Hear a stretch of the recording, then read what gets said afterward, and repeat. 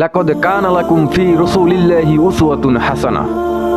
আর তোমাদের জন্য রাসূল সাল্লাল্লাহু আলাইহি ওয়াসাল্লামের জীবনের মধ্যে রয়েছে উত্তম আদর্শ। এই উত্তম আদর্শ আমাদের জীবনে বাস্তবায়ন করা আপনি কি মনে করছেন কি যে চারটেখানে বিষয় আপনি বললেন আর হয়ে গেল? না, রাসূলুল্লাহ সাল্লাল্লাহু আলাইহি ওয়াসাল্লামের তার আদর্শগুলো, তার যে জীবনের কর্মগুলো, সেগুলো বাস্তবায়ন করা খুব সহজ কিন্তু না। আমাদের দুনিয়ার মায়াকে ছেড়ে তারপরে আমাদের একটা রাসূলুল্লাহ সাল্লাল্লাহু আলাইহি ওয়াসাল্লামের আদর্শকে গ্রহণ করতে হবে।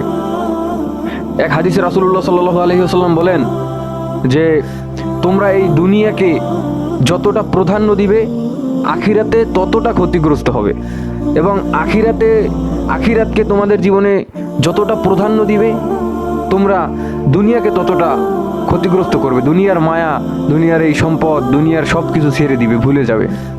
কিন্তু আমরা কি করছি? আমরা মুখে নিজেদেরকে রাসূলুল্লাহ সাল্লাল্লাহু আলাইহি ওয়াসাল্লামের উম্মত হিসেবে নিজেদেরকে রাসূলুল্লাহ সাল্লাল্লাহু আলাইহি ওয়াসাল্লামের উম্মত হিসেবে পেয়ে আমরা গর্বিত হচ্ছি, আমরা সেটা গর্ববোধ করছি। কিন্তু কই রাসূলুল্লাহ সাল্লাল্লাহু আলাইহি ওয়াসাল্লামের সেই আদর্শ কি আমরা আমাদের জীবনে, আমাদের কাজে কর্মে বাস্তবায়ন করতে পেরেছি? আমরা কি মানুষের সাথে খারাপ ব্যবহার ছেড়ে দিতে পেরেছি? মানুষের ক্ষতি করা কি আমরা বন্ধ রাখতে পেরেছি? অন্যায়ভাবে মানুষের সম্পদ আত্মসমর্পণ, অন্যায়ভাবে মানুষের সম্পদ নিজের করে নেয়া, এটা কি আমরা পেরেছি ছেড়ে দিতে? অন্যায়ভাবে মানুষের সম্পদকে নিজের করে নেওয়া, এটা ছেড়ে দিতে পেরেছি আমরা মদ, জুয়া, নেশা কি ছেড়ে দিতে পেরেছি? আমরা এইগুলো কিছুই পারি নাই, এইগুলো আমরা কিছুই করিনি। কিন্তু আমরা কিন্তু জীবনে রাসূলুল্লাহ সাল্লাল্লাহু আলাইহি ওয়াসাল্লামের একজন উম্মত। আমরা রাসূলুল্লাহ সাল্লাল্লাহু আলাইহি ওয়াসাল্লামের শাফায়াত নিয়ে জান্নাতে যাব সেই আশা ব্যক্ত করি। কিন্তু রাসূলুল্লাহ সাল্লাল্লাহু আলাইহি ওয়াসাল্লামের যে ন্যায় প্রতিষ্ঠার আদর্শ ছিল, সেই আদর্শ আজকের এই নেতা, আজকের এই শাসক, তাদের মাঝে কি আছে? একটু ভেবে বলুন তো। এই যে শাসক যারা আছে তাদের মাঝে কি রাসূলুল্লাহ সাল্লাল্লাহু আলাইহি ওয়াসাল্লামের সঠিক আদর্শ আছে? আজকের যারা জজ, আজকের যারা ব্যারিস্টার, আজকের যারা উকিল, তারা কি রাসূলুল্লাহ সাল্লাল্লাহু আলাইহি ওয়াসাল্লামের এই আদর্শগুলোকে বাস্তবায়ন করছে তাদের জীবনে? কই, তারাও তো মুসলমান, তারাও তো আল্লাহর রাসূলের শাফায়াতের কামনা করে, তারাও তো আল্লাহর রাসূল সাল্লাল্লাহু আলাইহি ওয়াসাল্লামের কাছ থেকে ওই হাউজে কাউসারের পানি খাওয়ার স্বপ্ন দেখছে, তারাও তো রাসূলুল্লাহ সাল্লাল্লাহু আলাইহি ওয়াসাল্লামের সাথে ওই জান্নাতে প্রবেশ করার স্বপ্ন বুনছে নিজেদের জীবনে। কিন্তু রাসূলুল্লাহ সাল্লাল্লাহু আলাইহি ওয়াসাল্লামের আদর্শ কিছুই নাই তাদের ভিতরে, কোনো আদর্শ নাই তাদের ভিতরে। আমাদের একজন আদর্শবান মানুষ হতে হবে, আমাদের তারই পাশাপাশি নিজেদের চরিত্রকে হেফাজত করতে হবে। খুব দুঃখের বিষয়, কথাগুলো আমি খারাপ হলেও আপনার কাছে কিন্তু বলবো সব বাস্তবতা। আমাদের চরিত্র আজকে কোথায় গিয়ে নেমেছে? আমি নিজেই আমার চরিত্র হেফাজত করতে কতটুকু পেরেছি এই প্রশ্ন করলে এই পৃথিবীতে কিন্তু আর বড় কোনো বিচারক লাগে না আমার চরিত্রকে সার্টিফিকেট দিতে। আমরা আমাদের চরিত্রকে তো হেফাজত করতে পারিনি, আমরা আমাদের চরিত্রকে তো নিজেদের মতন করে গঠন করে ফেলেছি, ওই আল্লাহর রাসূলের চরিত্রের মতন করে আমরা গঠন করতে পারিনি আমাদের জীবনকে, আমাদের চরিত্রকে। এজন্য আল্লাহ রাব্বুল আলামিন আমাদের চরিত্র কেমন হবে সেজন্য বলেন সূরা কলামের 4 নম্বর আয়াতে, ওয়া ইন্নাকা লাআলা খুলুকিন আযীম। সূরা কলামের 4 নম্বর আয়াতে বলেন ওয়া ইন্নাকা লাআলা খুলুকিন আযীম, আর অবশ্যই আপনি মহান চরিত্রের উপরে অধিষ্ঠিত আছেন, সুপ্রতিষ্ঠিত আছেন। কাকে বলেছেন? রাসূলুল্লাহ সাল্লাল্লাহু আলাইহি ওয়াসাল্লামকে বলেছেন। এটা কুরআন সাক্ষ্য দিয়েছে, আল্লাহ সাক্ষ্য দিয়েছে।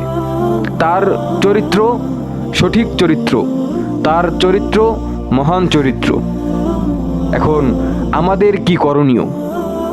আমাদের জীবনটাকে আমরা কেমনভাবে নষ্ট করে যে ফেলেছি, আমার আফসোস লাগে মাঝে মাঝে এই নিজের উপরে, নিজের জীবনের উপরে। কত না বিশ্রীভাবে আমরা আমাদের জীবনটাকে, আমি আমার জীবনটাকে কত না খারাপ পর্যায়ে নিয়ে গিয়েছি। কেন আমি পারলাম না নিজের জীবনকে হেফাজত করতে, নিজের চরিত্রকে হেফাজত করতে, নিজের আদর্শকে রাসূলুল্লাহ সাল্লাল্লাহু আলাইহি ওয়াসাল্লামের আদর্শ অনুযায়ী পরিচালনা করতে। আমি পারলাম না। কেন পারলাম না? আমাদের চরিত্রে আজকে বিভিন্নভাবে দাগ লেগে গিয়েছে। মুসলিম যুবকদের চরিত্রে আজকে দাগ লেগে গিয়েছে। তারা বিভিন্নভাবে জেনা ব্যভিচারের সাথে যুক্ত হয়ে গিয়েছে।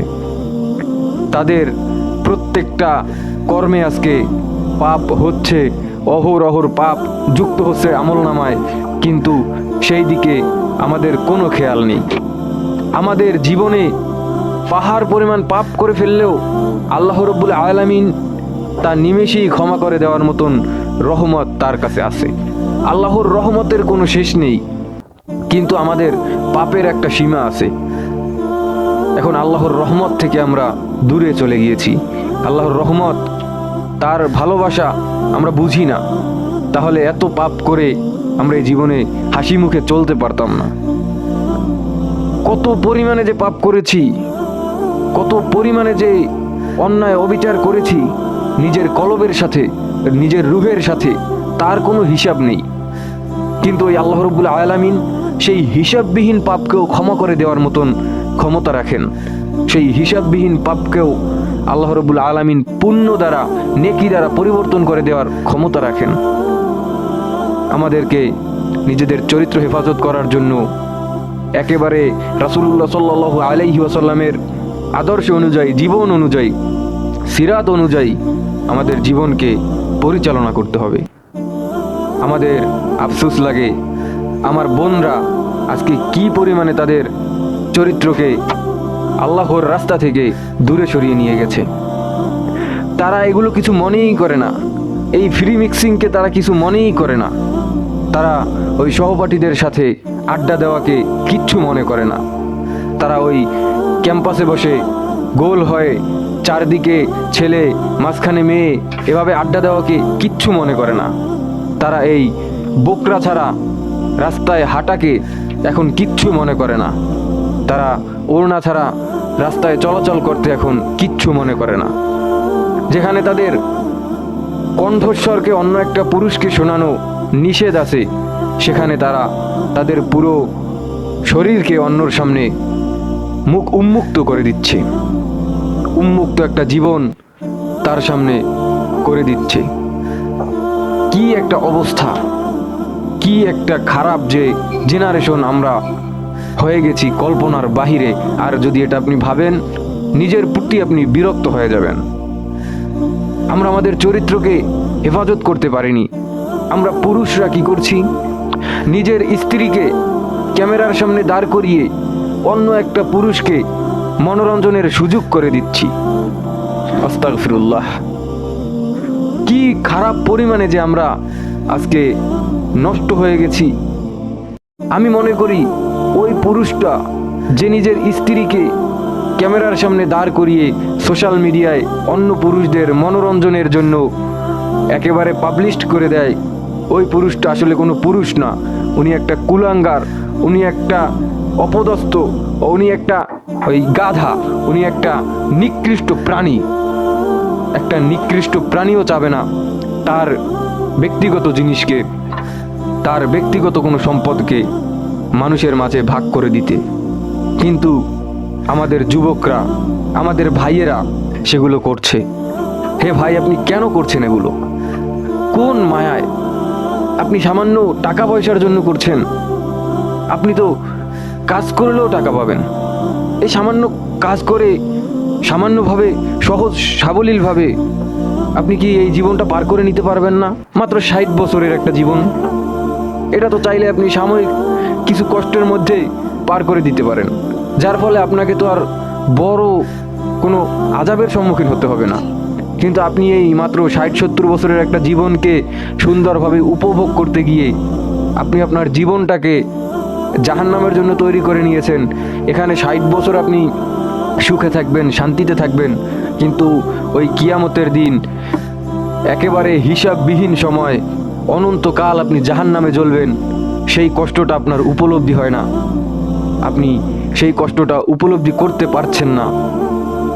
এটা কেন? কিসের কারণে? কোন লোভে পড়ে? এখন সাময়িক কষ্টটা উপভোগ করা যায়, উপলব্ধি করা যায়, সাময়িক কষ্টটা উপলব্ধি করা যায় বিধায় এটা আপনি করতে চাচ্ছেন না। আর যে ওই কবরের আযাব, ওখান থেকে শুরু হয়ে অনন্তকাল জাহান্নামে জ্বলতে হবে, সেই চিন্তা চেতনা আপনি করছেন না। এজন্য আমাদের সব কিছু বুঝে শুনে নিজেদের পরিকল্পনা করতে হবে, পরিকল্পনা মাফিক একটা জীবন গড়তে হবে। মনে রাখবেন, এমন একজন জীবনের সঙ্গী বানাবেন যে আপনাকে আল্লাহ ওয়ালা করে দেয়, আর এমন একজন মানুষের জীবন সঙ্গী হবেন যে আল্লাহ ওয়ালা আছে। তাহলে আপনার আদর্শ ঠিক থাকবে, চরিত্র ঠিক থাকবে। তাহলে আর আপনাকে এই বেপরদা হয়ে নষ্টামি করতে হবে না, বেপরদা হয়ে ওই অন্য পুরুষদের মনোরঞ্জন করতে হবে না। চরিত্রকে রাসূলুল্লাহ সাল্লাল্লাহু আলাইহি ওয়াসাল্লামের আদর্শে গঠন করতে হবে, আদর্শকেও রাসূলুল্লাহ সাল্লাল্লাহু আলাইহি ওয়াসাল্লামের আদর্শে করতে হবে। তাহলেই সমস্ত কিছু সঠিকভাবে, সুন্দরভাবে আমরা আমাদের জীবনে অর্জন করতে পারবো, এবং তারই সাথে সাথে জান্নাতের জন্য আমরা নিজেদের জীবনকে তৈরি করে নিতে পারবো। আল্লাহ আমাদেরকে এই আদর্শ রাসূলুল্লাহ সাল্লাল্লাহু আলাইহি ওয়াসাল্লামের আদর্শকে নিজেদের জীবনের আদর্শ হিসাবে গ্রহণ করার তৌফিক দান করুক। রাসূলুল্লাহ সাল্লাল্লাহু আলাইহি ওয়াসাল্লামের চরিত্র